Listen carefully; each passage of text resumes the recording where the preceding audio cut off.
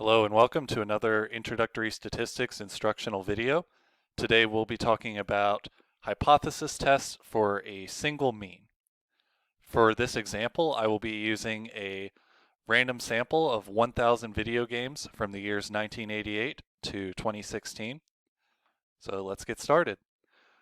So a hypothesis test, much like constructing a confidence interval, is an inferential procedure.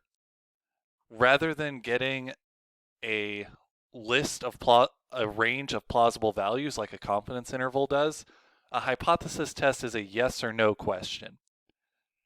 We want to know, for example, is a population mean greater than a certain value? And the hypothesis test just tells us yes or no. This is a little bit less powerful than the confidence interval, since, great, I know that it is greater than this one value, but how much greater? So in practice, we generally use these two procedures hand in hand. We have a series of steps that we need to go through for a hypothesis test for a single mean.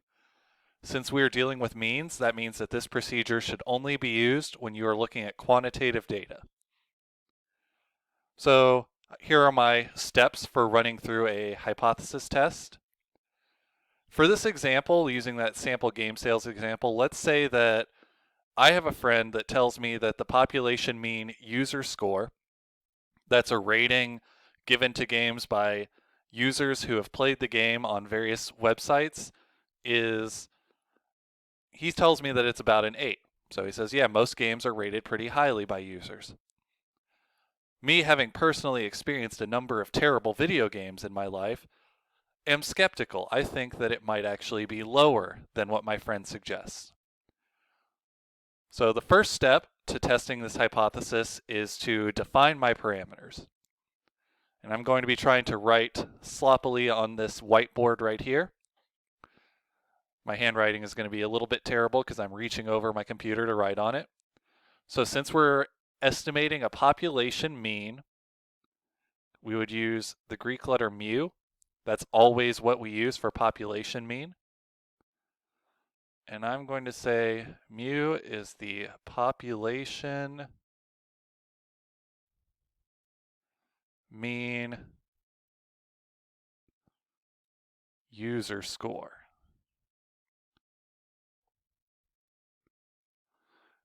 It's very important to have that word population in there because whenever we do inference, we are always trying to do inference on population parameters rather than sample statistics.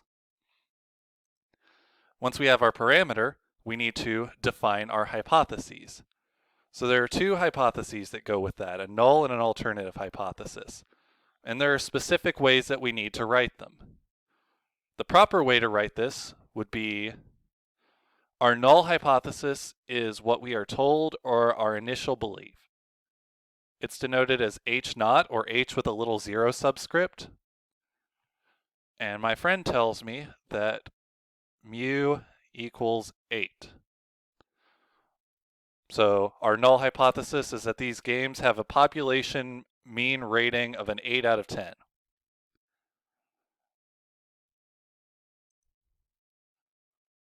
Sorry, my webcam and my whiteboard are a little bit terrible. Our alternative hypothesis then, I think that mu is actually less than 8. And this is an important thing to see with hypothesis tests. You should always have an equals in your null hypothesis, and you should never have an equal sign in the alternative. And you always have to have the parameter in your hypothesis.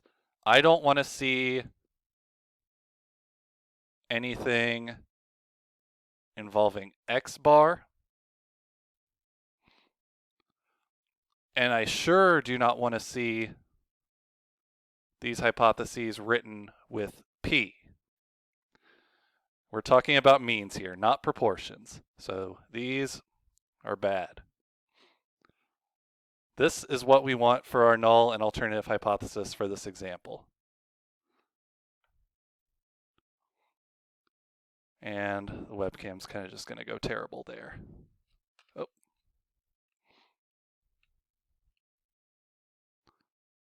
There we go. All right, back to our step-by-step procedure. The next step is to check the assumptions necessary for the hypothesis test.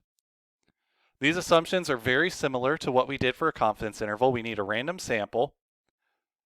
All of our observations need to be independent of one another, and we need to either have a normal population or a large enough sample size to ensure normality. So we're told that this is a random sample of 1,000 games, so we're good there. I find it reasonable to believe that one video game's user score is going to be independent of another's. And we have 1,000 observations here, so that's definitely a large enough sample size to run this test. Next, we need to state the significance level. This is what we're going to be judging something called a p-value against. And this is going to be determined by something called type 1 and type 2 errors, which we'll see in a later video. But generally, oh, my wire is touching the screen here. Generally, in a problem, the significance level will be given in most homework problems that you will see. The only time you will need to find it on your own is when you're trying to analyze type 1 and type 2 errors. So for now, I'm just going to be basic and use a significance level of 0.05. Now we can run this test in StatCrunch. For the one mean t hypothesis test, you would go to stat, t-stats, one sample. If you're given summary information like the sample means and sample standard deviations, you would use with summary. Otherwise, if you're given a raw spreadsheet like this, we would go with data. I'm going to select my variable of interest, user score. And then last week, for confidence intervals, we just clicked this button to switch over here. Now that we're doing hypothesis test, we're going to leave it on hypothesis test for mu. The null hypothesis is that mu equals 8. And see, StatCrunch won't let you change the sign in your null because it should always be equals. And our alternative is that mu is less than 8. Here are the results I get when I run the test. It'll restate your hypotheses for you. It'll give you the sample mean of the data set. The standard error, which is a part of what we got when we constructed confidence intervals. This degrees of freedom, again, you don't really need to know the details of what those are. They're even complicated at the graduate school level. All you need to know is that your degrees of freedom will always be your sample size -1 when you're dealing with one sample. And it'll give you this t-test statistic and the p-value to go with it. What we need to do here is check this p-value and see if it is less than the significance level we decided on before the test. It's very important that we decide on the significance level before we get to the screen, because if we see this p-value and say, oh, well, it's not less than 0.05, but it is less than 0.1, then that's cheating, it's unethical, statisticians don't like it when you do that. So we set our p-value of our significance level of 0.05 beforehand. The p-value is indeed less than our significance level. So if the p-value is lower, you reject H0. So that tells us that we should believe that this null hypothesis is incorrect. We have evidence supporting the alternative hypothesis. Like with confidence intervals, there's a fill-in-the-blank interpretation for how you would state your conclusion to this test. You compare your p-value to the significance level, and if your p-value is less than the significance level, you follow the red text. If it's greater than, you follow the blue text. So in this example, because our p-value of 0.0001 is less than our significance level of 0.05, we reject the null hypothesis. There is sufficient evidence to conclude that the population mean user score is less than 8. Remember that we always need to have the context of the problem. Another important note, never, ever, ever say that you accept the null hypothesis. The reason for that is because the null hypothesis is just that, a hypothesis. We don't necessarily know that it's true.